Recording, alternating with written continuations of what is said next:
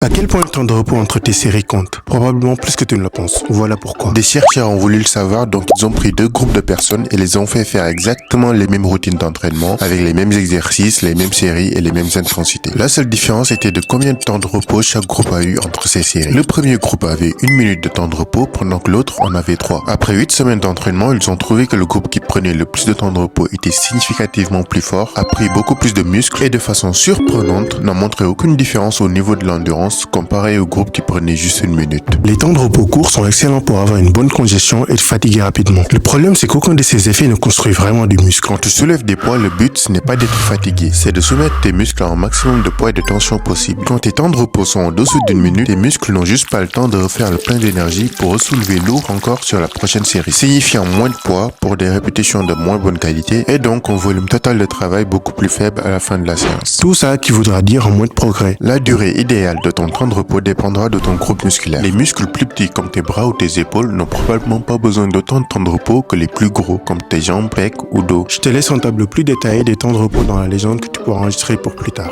Mais retiens bien ceci, il est très facile de ne pas se reposer assez, mais très difficile de se reposer trop.